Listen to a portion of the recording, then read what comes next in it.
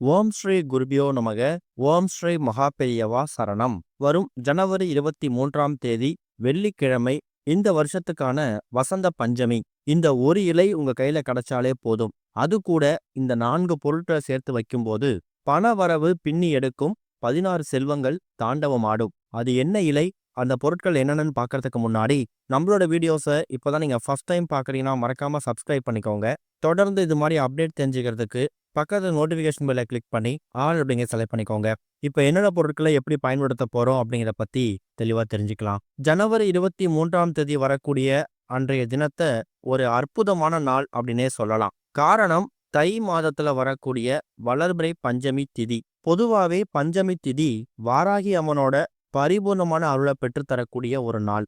அது கூட அன்றைய தினம் வசந்த பஞ்சமி அப்படின்னு சொல்லக்கூடிய இன்னொரு நிகழ்வும் சேர்ந்து வருது.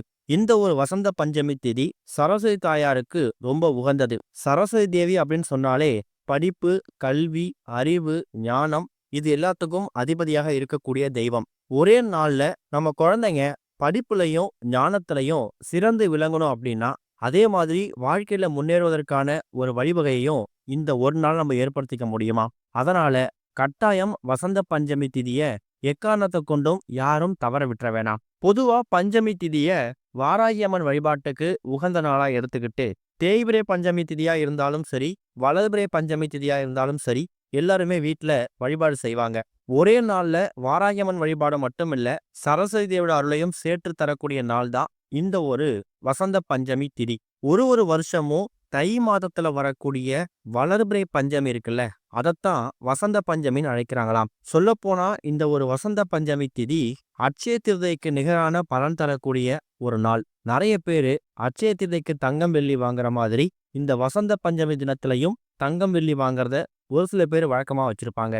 அன்றைய தினம் பஞ்சமி திதி அப்படிங்கிறது எத்தனை மணிக்கு ஆரம்பிக்குதுன்னா, அதிகாலை 2:09 ஆரம்பிக்கக்கூடிய பஞ்சமி திதி மறுநாள் சனிக்கிழமை அதிகாலை 12:59 வரைக்கும் இருக்கு.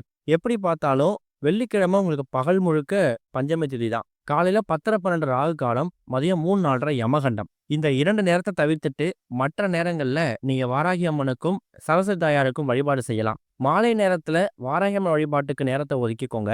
காலையில சரியா ஒரு 7:30 8:30. அதை விட்டீங்கன்னா 9:15 10:15. இந்த 1 மணி நேரத்துல தாராளமா வீட்டுல சரஸ்வதி தாயாருக்கு நீங்க பூஜை பண்ணலாம். பெருசா பூஜைகள் பண்ண முடியலையா, அதாவது ஆயுத பூஜை, சரஸ்வதி பூஜை அளவுக்கு பண்ண முடியல அப்படின்னாலும் கூட சர்க்கரை பொங்கலோ இல்ல அவல் பொரி கடலையோ வச்சு நீங்க சரஸ்வதி தாயாருக்கு நைவேத்தியமா படைக்கலாம். உங்க குடும்பத்துல இருக்கக்கூடிய குழந்தைங்களோட அந்த நோட்டு புத்தகம், பாட புத்தகம் இருக்குல்ல, அத சாஸ்திரத்துக்கு ஒரு புத்தகமாவது சரஸ்வதி தாயார் போட்டோ முடி வச்சு எடுத்துட்டு அதுக்கப்புறம் நீங்க பூஜை பண்ணிட்டு படிக்க சொல்லலாம். இது வசந்த பஞ்சமி தினத்துல ரொம்ப வீட்டுல எளிமையா பண்ணக்கூடிய அற்புதமான வழிபாட்டு முறைகள். மாலை நேரம் முழுக்க வாராகி அம்மன் வழிபாட்டுக்கு நேரத்தை ஒதுக்கிக்கோங்க. மாதுளம்பழமும் தேனும் கலந்து நீங்க வாராகி அம்மனுக்கு படைக்கிறதும் விசேஷம்தான். இதுதான் இந்த வருஷம் வந்திருக்கக்கூடிய வசந்த பஞ்சமி திதியை வழிபட முக்கியமான நோக்கம். வசந்த பஞ்சமி திதி கொண்டாடப்படுவதற்கு முக்கியமான இன்னொரு காரணம், இந்த மார்கழி மாதத்துக்கு பிறகு வரக்கூடிய இந்த தை மாதம் இருக்குல்ல, இந்த நேரத்துல எல்லா இடங்கள்லயும் எல்லா செடிகள்லயும் அந்த இலை துளிர் விட்டு வளர ஆரம்பிக்கும். அதாவது வசந்த காலமா மாறுமாம். அதுக்கப்புறம் அந்த இலை பூவா மாறி, பூ காயா மாறி, காய் கனியா மாறும். இப்படி அடிப்படையிலிருந்து வளர்ச்சி அடையக்கூடிய அற்புதமான தினத்தை குறிக்கக்கூடியது வசந்த காலம். அந்த வசந்த காலத்துக்கான அற்புதமான ஒரு வெளிப்பாடு தான் இந்த ஒரு வசந்த பஞ்சமி. அன்றைய தினம் நம்ம பண்ணக்கூடிய வழிபாட்டு முறைகளும் பரிகார முறைகளும் நமக்கு வாழ்க்கையில வளங்களையும் செல்வங்களையும் வளர்ச்சியடை செய்வதற்கான ஒரு வழிவகையை ஏற்படுத்தும். அதுல குறிப்பா இப்ப நாம சொல்லக்கூடிய இந்த ஒரு இலை வைத்து பண்ணக்கூடிய பரிகாரம் எல்லா விதமான நன்மைகளையும் உங்களுக்கும் உங்க குடும்பத்துக்கும் கொண்டு சேர்த்திடும். அதுல என்ன இலை நீங்க பயன்படுத்தணும் அப்படின்னா, வெற்றிலை. பெயர் தான் வெற்றிலை. வெற்றிகளை வாரி வழங்கக்கூடிய இலை வெற்றிலை.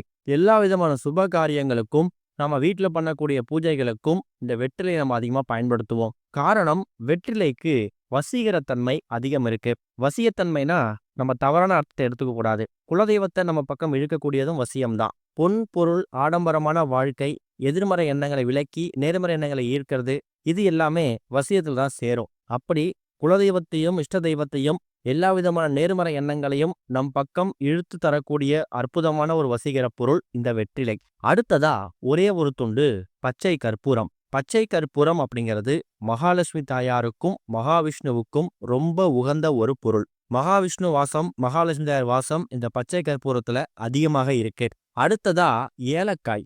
ஏலக்காய் அப்படிங்கிறது பணவரவு தடையை நீக்கக்கூடிய அற்புதமான ஒரு தாந்திரிக பொருள். கஷ்டப்பட்டு வேலை செய்வாங்க. வேலை பார்க்கறதுக்கான அந்த ஊதியம் கைக்கு வராது. இல்லைன்னா யார்கிட்டயாவது காசு கொடுத்துருப்பாங்க. அந்த கொடுத்த காசு கைக்கு வராது. இதுதான் பணவரவு தடைன்னு சொல்லுவாங்க.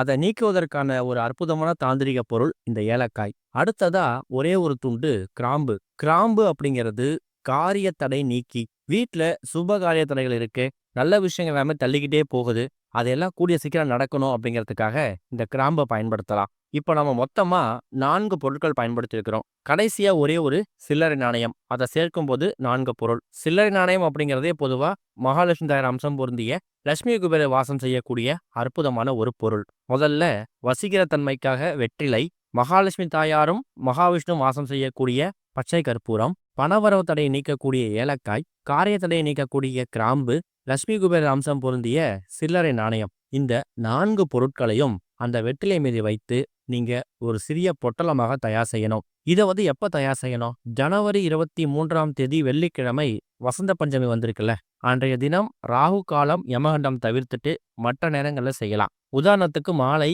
ஒரு 6-7 மணிக்கு மேல பண்றது விசேஷம். குறிப்பா வெள்ளிக்கிழமையில சுக்கிரஹோரை 3 நேரத்துல வரும். காலையில 6 மணிலேருந்து 7 மணி, மதியம் 1 மணிலேருந்து 2 மணி, அதை விட்டீங்கன்னா இரவு 8லேருந்து 9 மணி. இந்த 3 1 மணி நேரங்கள் தான் வெள்ளிக்கிழமையில வரக்கூடிய சுக்கிரஹோரை. இதுல ஏதாவது ஒரு நேரத்தை பயன்படுத்தி இந்த பரிகாரத்தை பண்ணலாம். வெற்றிலைய நீங்க உள்பக்கமா, அதாவது இப்ப நீங்க வீடியோல பார்க்குற மாதிரி வச்சுட்டு, அதுல பச்சை கற்பூரம், ஏலக்காய், சில்லறை நாணயம், கிராம்பு இந்த 4 பொருட்களையும் வச்சுட்டு, எப்படி வெற்றிலையை மடிச்சு போட்டுப்பீங்க, வாயில போட்டு சாப்பிடுவீங்க, அதே மாதிரி மடிச்சு ஒரு நூல் எடுத்து இந்த வெற்றிலையை பொட்டலமா கட்டிக்கணும். கட்டினதுக்கு பிறகு உங்க வீட்டோட பூஜை அறையில மகாலட்சுமி தாயார், மகாவிஷ்ணு, அதே மாதிரி சரஸ்வதி தாயார், வாராகி அம்மன் போட்டோ இருந்துச்சுன்னா வாராகி அம்மன் பாதத்துல, இப்படி எல்லாருடைய பாதத்திலையும் வசந்த பஞ்சமி தினத்துல இதை வச்சு எடுத்துட்டு, அதுக்கப்புறமா இதை நீங்க உங்க வீட்டோட பூஜை அறையில ஏதாவது சுவாமி படத்துக்கு பின்னாடி நீங்க வச்சுக்கலாம். வெற்றிலை அப்படிங்கிறது ஒரு 2-3 நாட்கள்லயே அது காய்ந்து போயிடும். என்ன செய்யலாம்? இப்ப ஜனவரி 23ஆம் தேதி தை மாதத்துல வரக்கூடிய இந்த வசந்த பஞ்சமி திதி அன்னைக்கு இதை தயார் செய்யறீங்கன்னா, சரியா அடுத்ததா 1 மாதம் கழித்து அடுத்த வளர்பிறை பஞ்சமி திதி வரும்ல. இப்ப ஜனவரி மாதத்துல வரக்கூடிய வளர்பிறை பஞ்சமி திதி அன்னைக்கு இதை தயார் செய்யறீங்கன்னா, அடுத்து பிப்ரவரி மாதத்துல வரக்கூடிய 1 மாதம் கழித்து வரக்கூடிய வளர்பிறை பஞ்சமி திதி அன்னைக்கு அந்த வெற்றிலையை மட்டும் எடுத்து பார்த்து, அந்த பழைய வெற்றிலை காய்ந்து போயிருக்கும், அதை தண்ணியில விட்டுட்டு, அது உள்ள வைத்திருக்கீங்களா பொருட்கள், அதை நீங்க தூக்கி போடக்கூடாது. மறுபடியும் புதிதாக ஒரு வெற்றிலை எடுத்து இந்த எல்லா பொருட்களையும் அதில் வச்சு திரும்பவும் பொட்டலமாக மடித்து எந்த இடத்துல வச்சிங்களோ அதே இடத்துல பொட்டலமாக மறுபடியும் பூஜை எல்லாம் வச்சிடுங்க. இது மாதிரி ஒரு மாதமும் வரக்கூடிய பஞ்சமி திதி அன்னைக்கு, வளர்பிறை பஞ்சமி திதி அன்னைக்கு அந்த வெற்றிலையை மட்டும் மாத்திக்கிட்டே வந்து பொட்டலமா எடுத்து வச்சுக்கிட்டே இருக்கணும். கூடிய சீக்கிரம் இதை வைக்கக்கூடிய நேரத்துல ஏதாவது ஒரு கோரிக்கை நீங்க முன் வச்சுக்கலாம். வசந்த காலத்துல வரக்கூடிய நாட்கள்ல கண்டிப்பான ஒரு மாதிரி நடக்கும். நம்பிக்கையோட பண்ணுங்க. ஓம் ஸ்ரீ குருபியோ நமக. ஓம் ஸ்ரீ மகா பெரியவா சரணம்.